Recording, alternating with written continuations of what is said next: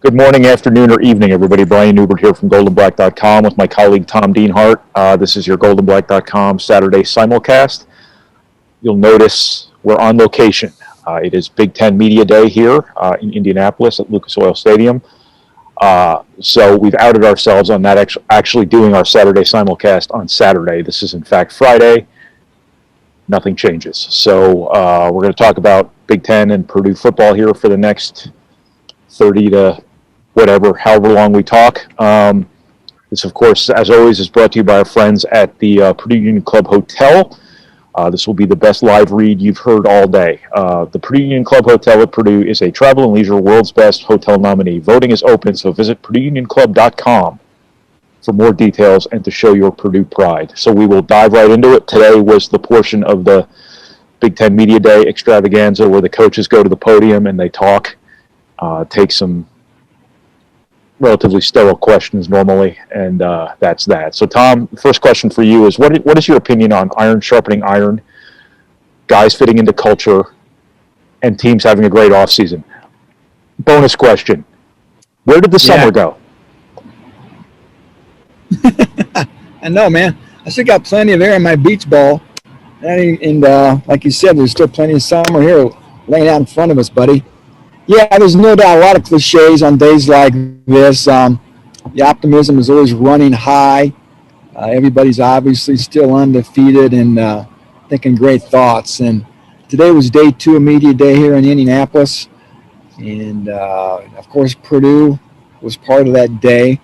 And Jeff Brom spoke at the dais for maybe 15 minutes or so. We got some off-podium time with him as well in 2 different settings. And 3 Boilermaker football players here, George Karlaftis, Jackson Anthrop, and David Bell, representing the university too. So, yeah, this is sort of, I guess, an unofficial start, a fun milepost to every college football season. Boilermakers report to camp August 5th. I think the first practice is August 6th. So we're getting closer, Brian, and this is a program that, as we enter year 5, has questions, but I think you'll agree there's all reasons for optimism here. And the first Big Ten Media Day we'll ever leave with these little rubber granules in our shoes, because we're out on the field here. Hey, let's talk about I'm not prepared for this. I wrote down a few words here on a piece of paper. Let's start by talking about Purdue's offense. Obviously, that's the side of the ball that Purdue, in a perfect world, has come to be known by because they've had a great deal of skill position talent on offense. They're coached by a quarterback. This is a quarterback program, I think. Who is the quarterback, Tom? Can you hear me? I'm losing you a little bit. Got me? Yeah. Do you have me?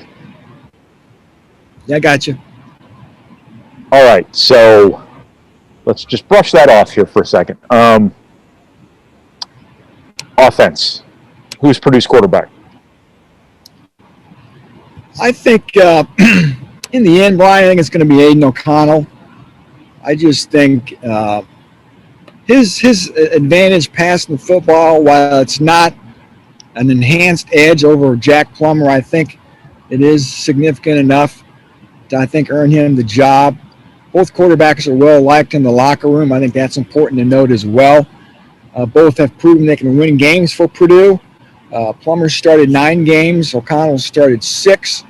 But I still think in the end, Aiden's going to be the guy who takes that first snap against Oregon State. Now, I will say this. I wouldn't be shocked to maybe 2 quarterbacks play earlier this year if the staff doesn't feel like there's enough separation between O'Connell and Plummer. But again, I think when push comes to shove, Aiden is going to be that guy taking the snap. And just like last year, I think a bit of a mild upset. He won the job over Jack Plummer. And it wouldn't be an upset if he wins it this year. And I just think he's got a moxie about him, calm about him. And again, that ability to throw the football is so important in Jeff Brom's offense. And I think in the end, that could be what gives him that little bit of an edge. Yeah, I think it was a big tell when O'Connell won the job last season that there's something about Aiden O'Connell this coaching staff really gravitates toward. I don't think that's all that surprising because he was able to win some games for Purdue under pretty difficult circumstances the year before. Maybe the guy's just a winner. Maybe the guy's just a gamer. Maybe cognitively he does some things that they kind of resonates with this coaching staff because he's not the athlete Jack Plummer is. He's not the athlete Austin Burton is, but he might have maybe some intangibles that these coaches really value.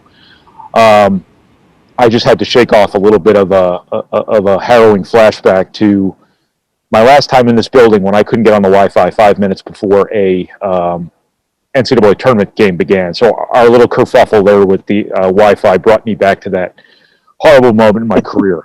So you didn't need to know that, but my relationship with the Lucas Oil Stadium Wi-Fi is not a positive one. Obviously, Purdue has a couple of legitimate stars on its team this year. David Bell, I think, is one of the best college football players in America, not just wide receivers, but college football players. Keeping him healthy, I think, will be imperative for Purdue this season. Does Purdue have the threats around him, do you think, to make sure that defenses don't completely gang up on him? I do. I think this could be a breakout year for Milton Wright. I think he had a great year last year. David, yeah, he did. I mean, this could only be a 50-catch year for Milton Wright. Maybe David Bell catches 80 or 90 passes. But, yeah, Milton Wright's a junior, a true junior, just like David Bell, a bigger receiver. They're going to be on the outside. And, again, you have to think Milton's really going to benefit from all that attention David Bell's going to command. And I tell you, Brian, a player that Jeff Brom talked about a few times this spring was T.J. Sheffield. Working in the slot, a redshirt sophomore, and sort of came on as a kickoff return man last year. I think T.J. could be a guy who ends up playing a big role for this offense. And he's also a guy that they've talked about using a little bit in the backfield, along with Marcellus Moore, another wide receiver, the track star, and Jackson Anthrop. So, again, Sheffield's impact could come as a kickoff return man, as a slot receiver, maybe with some that spot duty in the backfield too. Yeah, I know they want to use David Bell all over the field a little bit more, maybe to keep defenses off his scent a little bit. But I've wondered if he's that sort of guy that, you know, with Rondell Moore. I mean, they're very different players, but Rondell Moore, you could give him the ball a lot of different ways, things like that. You could do it on very high percentage throws, and I'm curious to see how they can find ways to get David Bell the ball where you put him in position to make a lot of plays where you don't necessarily have to ask a whole lot of your quarterback. It's a quick read. It's an easy throw, kind of things like that, because he and Rondell Moore are very different. But I do think they have to get the ball to David Bell. You know, if this were a PPR league, Purdue would be David Bell would be a very good pick for Purdue's fantasy team. That was a really stupid reference. I apologize for that. What about the running game? You know, the offensive line, I think, can be a little bit better this year than they were last year. I think a real offseason will matter for them up front. You know, Purdue chased a couple of running backs on the transfer wire this year. I personally think as long as Xander Horvath and King Daru are healthy, which is a big if, I think they're okay there. I think that's something you can win with. What do you think? Yeah, I agree. Now, neither guy's a home run hitter, obviously. Neither guy's going to keep a defensive coordinator awake at night with their speed, but you can win with both those backs. They're both proven. Of course, Daru led the team in rushing as a true freshman a couple of years ago. Horvath had that honor last year after Daru dealt with injury. Boy, Xander Horvath's a guy I love a lot. 30 catches last year, led all Big Ten running backs. Boy, we saw him would-be tacklers a few times. Just a real specimen back there. And again, two good backs the Boilers have. Maybe they get some help from the freshman Jaquez Cross. We'll see. But by and large, it's going to be, I think, pretty much a two-man show in the backfield for Purdue. And I agree with you. I think they can win there. Overall, Brian, I think this offense has enough weapons. One other guy just flashing back real quick to wide receivers, Brock Thompson, one of the transfers from Marshall. His name keeps coming up. I think Brock Thompson's a guy. I mean, I wouldn't be shocked if maybe he ends up starting at some point. So they've got some nice weapons, and you know, Purdue was not looking for a wide receiver in the portal. this is a kid from Indianapolis High School. They thought was too good to pass up. So that's another weapon fans should definitely keep on their radar.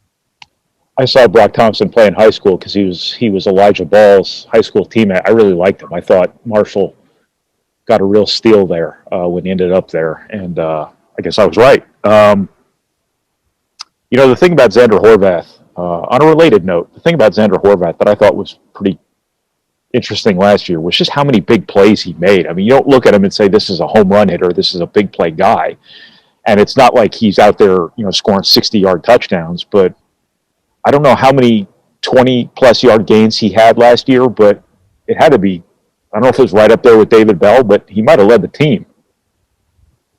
Yeah, he was very good, for a guy that's that big and very impressive guy. And think about this, Brian, as you and a lot of the listeners probably know, of course, he got to produce a walk-on and up from Mishawaka, Indiana, and he's really developed into a key player for this offense.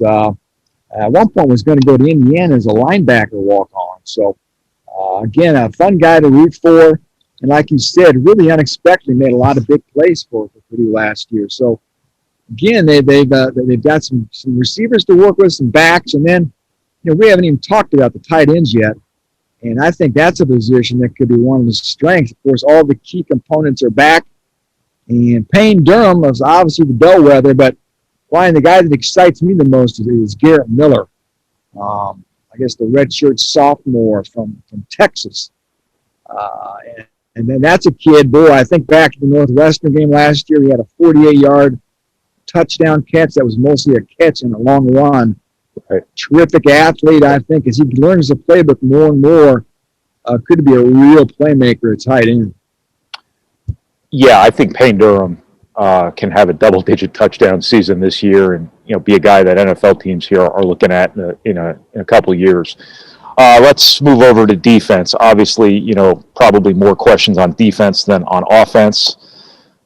Here, Purdue's got to figure something out defensively. That they've got their third coordinator in 3 years or some such thing, and that's got to they got to figure something out. What's your feel there for how well the Brad Lambert approach is going to work relative to the Bob Diaco approach? Yeah, all we can really go by is what we're hearing right now. And Jeff Blum talked about how there was chemistry on this staff this year. And time and again, he said he wants this to be a collaborative room. Yeah. That wasn't the case last year. From everything I think both of us have heard, everything went from Bob Diaco down, and it was pretty much just one voice in that defensive room. And I think Jeff Blum really wanted to make an effort this year when he's rebuilding the staff to make sure everybody's voice was heard, and a lot of different voices were also had input here in putting this defense together. So it's hard to quibble with the experience of Lambert. Of course, Mark Hagan and Ron English, boy, two of the three have been a head coach before, and that's a lot of brain power on this new defensive staff. So I think we both agree that's probably the side of the ball that's going to dictate how good this season is. Of course, there's a new scheme, a base 4-3, and there will be multiple. But, the other key word is aggressiveness, right? Where Jeff Blum always says, I want to be more aggressive on defense. I want to play defense like offense.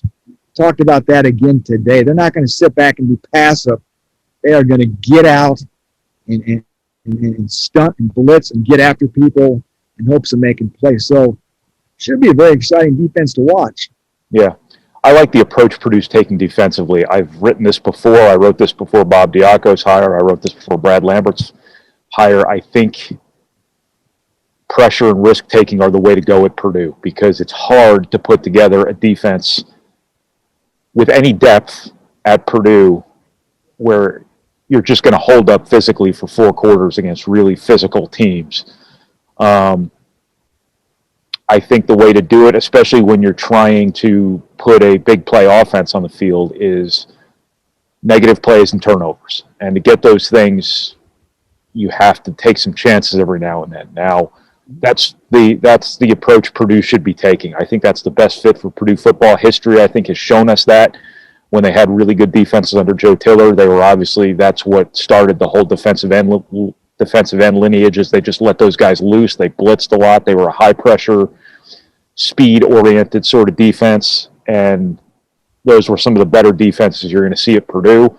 Help Purdue win a lot of games. I think if you can replicate that sort of thing, I think it just makes sense at Purdue. It's not going to be easy to pull off because the most important players to me when you're trying to run a pressure defense aren't your defensive ends necessarily, aren't your linebackers, aren't your pass rushers. They're your corners. And that's a really tough spot for Purdue right now, it feels like. They've got some guys, Corey Trice, Diedrich Mackey, who've played a lot of football. Depth there seems like was an urgent need in the offseason that may or may not have been addressed. What's your kind of sense for Purdue's ability to hold up its end of the bargain on the back end of the defense as opposed to the front end of the defense, where obviously George Karlaftis is a force of nature? Yeah, I'm worried about the. He's going to be special. Quarterback spot worries me. You talked about Corey Trice and Diedrich Mackey. They did go out. They hit the portal very hard this last offseason. Of the 6 transfers they brought in, 6 of the 9 transfers they brought in are on the defensive side of the ball. And Jamari Brown's a cornerback from Kentucky, who I wouldn't be shocked maybe if he ends up starting here at some point. Yeah. I love the safety from Findlay University in Ohio, Charles Jefferson. Chris Jefferson, right? Christopher Jefferson. Christopher Jefferson, I think he's going to be special. He may not start right away with Cam Allen and Marvin Grant back there, but I wouldn't be shocked if maybe at some point he's not starting or he's playing a lot of football. So those are 2 good additions in the back end. And, got a great linebacker, O.C. Brothers from Auburn, who I know Brom has raved about often this offseason. Joseph Anderson's a defensive end from South Carolina. DeMarjo Lewis is a defensive tackle from IU, and they got the JC transfer, Prince James Boyd. So they went out and did all they could, not just to change the staff, but inject that side of the ball with a lot of new personnel. And we all know, Brian, as you've said time and again, these transfers don't sign up to come sit on the bench. Right.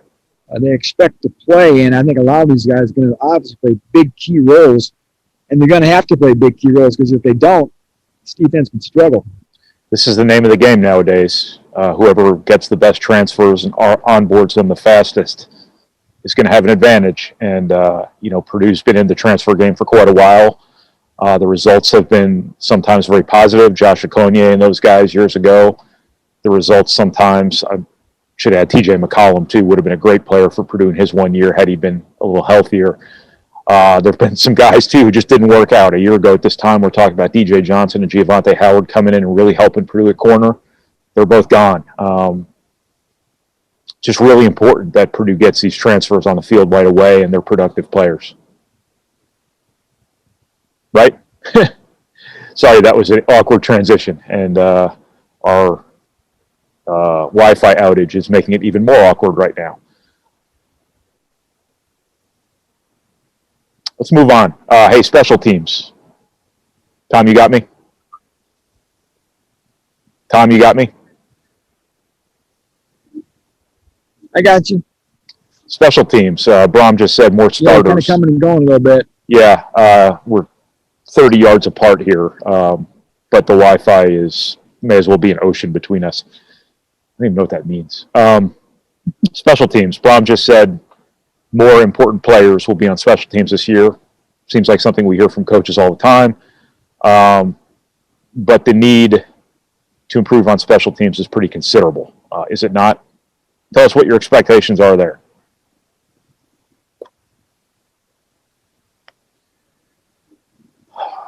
Okay. Hello. All right. You know what, guys? This has been your GoldandBlack.com Saturday Simulcast. It's been brought to you by our friends at the Purdue Union Club Hotel. It has not been helped in any way, shape, or form by the Wi-Fi here at Lucas Oil Stadium. Apologize for the incongruity of all of this, but this is part of the charm of our multimedia broadcasts. Is we're at the mercy of the conditions on the ground here, and right now, the Wi-Fi is as bad as it is at my house, unfortunately. So thanks, everybody, for watching. Thank you for listening. And we will get to that special teams question somewhere along the line here during training camp. So, Tom, thank you for your time. Lucas Oil Stadium, thank you for this Dasani water. And take care, everybody.